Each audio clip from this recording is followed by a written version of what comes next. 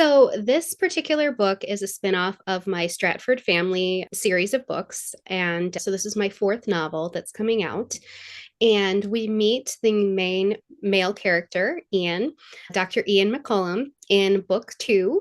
And he also makes appearances in book three. So there's some crossover, but I would call this more of a standalone. You don't necessarily have to have read the other books, but I highly recommend it just so you can appreciate his character's development.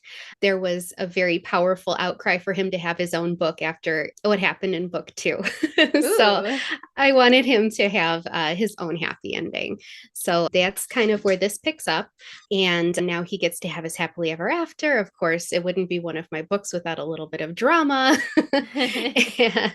And the passage I'm going to be reading is kind of in the middle of the book. It's Ian and his love interest Juliette are at a house party together, and this is kind of one of the few times that they're alone. And I think it shows their dynamic and cheekiness and a little bit of spice. So How I thought that might be fun. exciting. Yeah. Absolutely. So this is from Ian's point of view. The night had been growing only better with each ill advised decision when he'd followed her down the servants' stairs to the kitchens and allowed her to scrounge up supper for him. When, for some reason, he'd asked her to keep him company while he ate.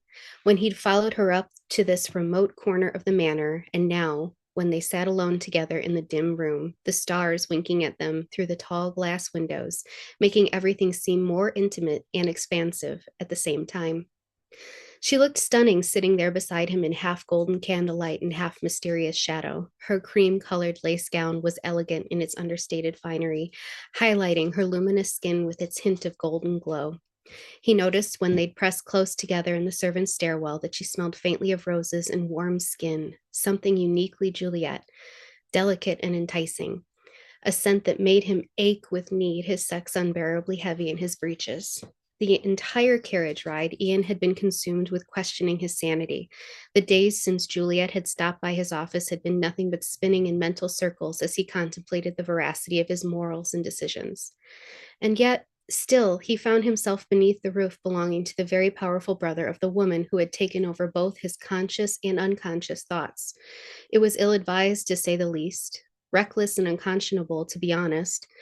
But seated there in the intimate lighting, their legs brushing beneath the table, Ian had never felt anything so right. His appetite having shifted, Ian set aside his silverware and shoved his chair back from the table. He held out his hand to Juliette, his pulse pounding through his body to a deafening degree. Come here, he rasped. Her beautiful eyes bounced from his face to his hand and then back before she placed her fingers in his and stood. All rational thought lost, Ian tugged her into his lap and marveled at how well they fit together. Ian, she breathed, her cheeks catching fire. Where has the brazen lass gone? He murmured and wrapped his arms around her slim frame. She had the most delectable shape. He could tell the curves of her bottom were pure perfection even through the damnable layers of clothing between them. A rush of fire filled his abdomen, dripping lower with molten need. She squeaked when he pressed his lips to the pulse in her throat and inhaled deeply. That is, oh, her words died abruptly when he nibbled the lobe of her ear right beneath the earring that had so helpfully come loose earlier and allowed them to find one another. His hands caressed her back, cupped her hip, traced the delectable curve of her waist, ached to test the weight of her breast with his palm or dipped to that warm, forbidden hollow between her legs. Juliette's hands were performing a tentative exploration of their own. Goose flesh prickled every inch of his skin when she flattened her palm against his chest and then slid upward to the edge of his cravat, curling around the back of his neck. Her fingers tangled in the strands at the nape of his neck, holding him close as he tasted the sensitive skin of her jaw. You still want this, he murmured against her skin. Hmm? Her head tilted back as he nuzzled her throat. His hands tightened around her until their bodies were entirely flush with one another. This, he growled, me.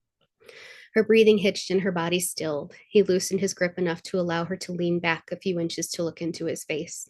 Are you asking me if I've changed my mind? Ian's jaw clenched by way of reply. He didn't want to know the answer, but he had to. It had been the only other thought occupying his mind for the past several days. He knew he would release her immediately if she'd come to her senses and decided to call off whatever harebrained scheme she'd concocted. He could see her pulse flickering in her throat. I haven't, she finally whispered. It was all the urging Ian needed to pull her head down to his, capturing her lips, claiming her mouth with his own. The faint whimper escaping from her throat caused a scarlet haze. The faint whimper escaping from her throat caused a scarlet haze to burst behind his eyes and surge throughout his body. His grip must have been nearly painful on her waist and the back of her neck, but she only clutched him closer. Both of them were panting when he finally broke the kiss. If I ever do something you do not desire, he forced out the words through lips which seemed to have lost the power of speech. If ever there is something you do not wish, you need only tell me and I will listen. Say a word and I will stop. She gazed down at him, her pupils so dilated they nearly engulfed the color of the irises. You can't ever do something I don't wish you to do. Her voice was slightly tremulous, but clear and honest. Good, Ian growled, because I've thought of little else beyond this. He squeezed her against him. In days. He craned his neck to capture her lips once again, a low moan eked unbidden from his chest when she met him with equal fervor. Her palms slid up the curve of his chest to grip his shoulders, what he wouldn't give to have her straddling him, his straining cock nestled in the sweet heat at the crux of her thighs. But Ian's lust-hazed mind still knew there had to be a line he did not cross. They must not do anything irrevocable, no matter how they might crave it. The onus was on him, as the more experienced of them, to maintain restraint and a reasonable hold upon his sanity, though Lord knew it would be one of the most difficult ventures of his life. He was ravenous for this woman. Their lips met in a frenzy. The click of teeth and breathless sighs filled the air of their little golden lit bubble. It was easy to believe the rest of the world outside of this intimate space had melted away, evaporated with the heat of whatever it was that had burned so brightly between them from their very first. Having Juliette in his arms felt right, even though every fiber of his being screamed that it was so, so wrong, so dangerous, in more ways than one.